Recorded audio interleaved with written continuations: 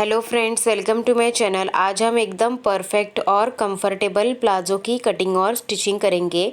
तो इसके लिए मैंने 2.25 मीटर फैब्रिक लिया है और इस फैब्रिक को मैंने विड्थ वाइज 2 फोल्ड करके रखा है।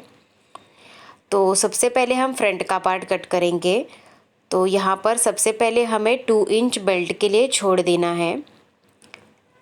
तो हमें 2 इंच पे मार्क करना है और इस लाइन को हमें सीधा कर लेना है। और उसके बाद हम लेंथ लेंगे। तो प्लाज़ो की रेडी लेंथ है 36 इंच प्लस 1 इंच हम मार्जिन लेंगे। तो 36 इंच पे मार्क करना है और 1 इंच मार्जिन ले लेना है। अभी इन दोनों निशानों को हमें सीधा कर लेना है। अभी इसके बाद हमें इस कपड़े का सेंटर निकालना है।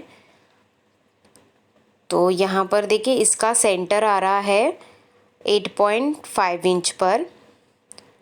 तो हम 8.5 इंच पर मार्क कर लेंगे पूरा नीचे तक और स्ट्रेट लाइन ड्रॉ कर लेंगे। तो सारी मार्किंग हम इस लाइन के ऊपर करेंगे। तो सबसे पहले हमें यहाँ पर कमर लेना है। तो कमर के लिए हमें हिप का साइज़ लेना है। तो जितना आपका हिप का साइज़ है उसको 4 से डिवाइड करना है, प्लस 2 इंच मार्जिन ऐड कर लेना है। तो मेरा हिप साइज़ 36 इंच है, उसको 4 से डिवाइड करेंगे तो वो आ जाता है 9 इंच, प्लस 2 इंच मार्जिन ले लेंगे तो वो आ जाता है 11 इंच। तो 11 इंच हमें लेना है यहाँ पर। तो 11 इंच का हाफ हम इस तरफ लेंगे और हाफ हम इस तरफ लेंगे। तो इस तरह से हमें 11 इंच लेना है। इस निशान को सीधा ऊपर कर लेंगे।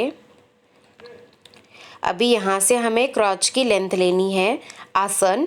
तो आसन के लिए भी आपको हिप साइज़ डिवाइडेड बाय 4 करना है, प्लस 2 इंच मार्जिन ऐड कर लेना है।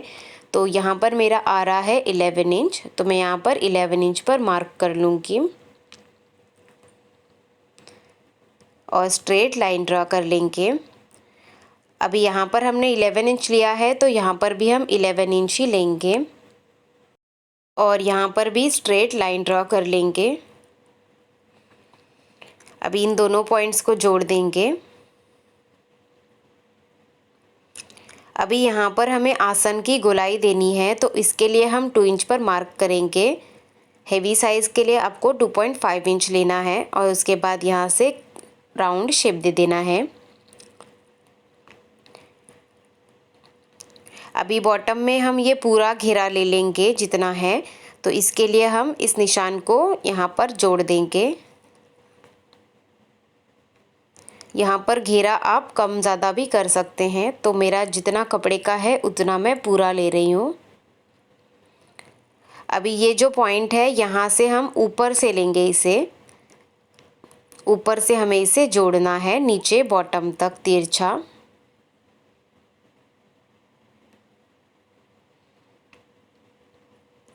इस तरह से।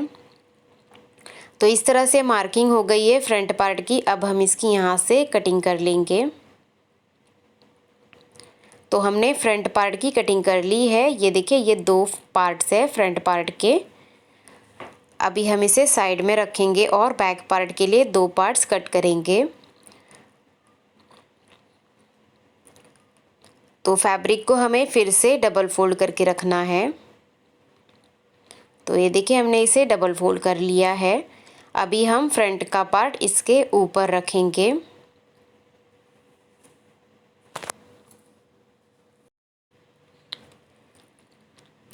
और यहाँ पर फ्रंट पार्ट को हमें ऊपर से 1.5 इंच छोड़ना है कपड़े को, उसके बाद ही रखना है, क्योंकि हमारा बैक का पार्ट बड़ा रहता है फ्रंट पार्ट से। अभी ये जो हमारी क्रॉच वाली साइड है यहाँ पर हमें 1.5 इंच का एक्स्ट्रा लेना है। अभी यहाँ पर हम पूरे में 1.5 इंच ऊपर तक मार्क कर लेंगे और इन पॉइंट्स को जोड़ देंगे। तो देखिए, क्रॉच वाली साइड में हमने 1.5 इंच बढ़ा लिया है बैक पार्ट को। अभी यहाँ पर भी हमें इसे ऊपर की तरफ बढ़ा लेना है 1.5 इंच और इस पॉइंट से हमें इसे जोड़ना है यहाँ से तिरछा। तो देखिए, इस तरह से आपको क्रॉच वाली साइड से बैक का पार्ट बड़ा रखना है। इससे आपका प्लाज़ो ऊपर की तरफ खींचेगा नहीं और आपको उठने बैठने में भी कोई परेशानी नहीं होगी। अभी इस तरफ हम कोई भी चेंज नहीं करेंगे, ये जैसा है वैसा ही इसे हम मार्क कर लेंगे।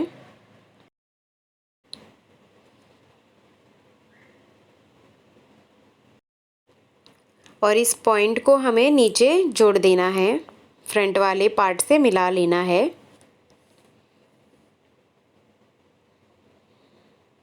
इस तरह से, और बॉटम में जैसा है वैसा ही हम मार्क कर लेंगे।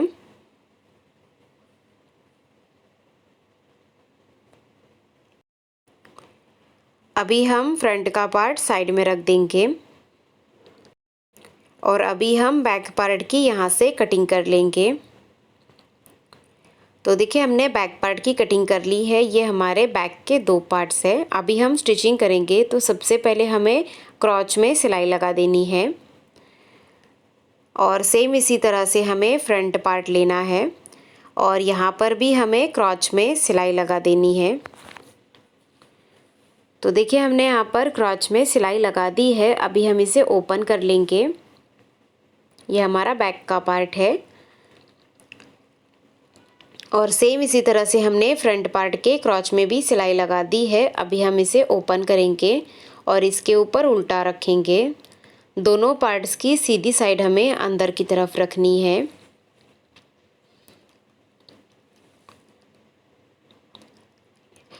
ये देखिए हमने दोनों सीधी साइड अंदर की तरफ रखी है। अभी हमें सेंटर को अच्छे से मिला लेना है और सेंटर में सिलाई लगा देनी है यहाँ से। तो देखिए हमने सेंटर को स्टिच कर लिया है।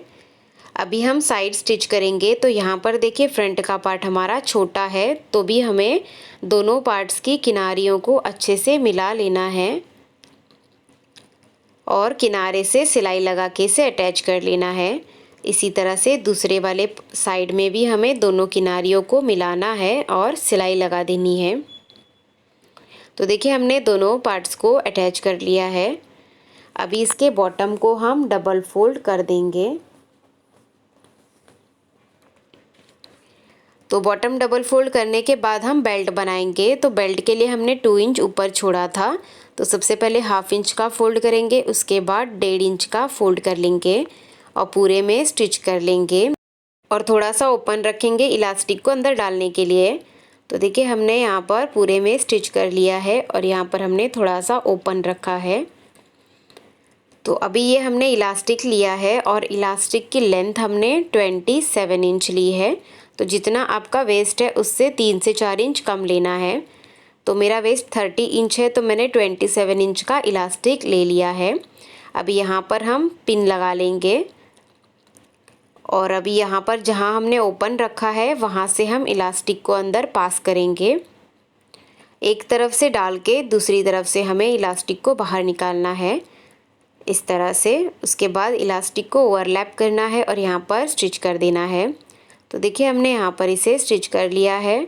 अभी हम इलास्टिक को अंदर करेंगे और जो ओपन है इसे हम स्टिच कर लेंगे और उसके बाद इलास्टिक को हमें इस तरह से खींचते हुए पूरे में सिलाई लगा देनी है।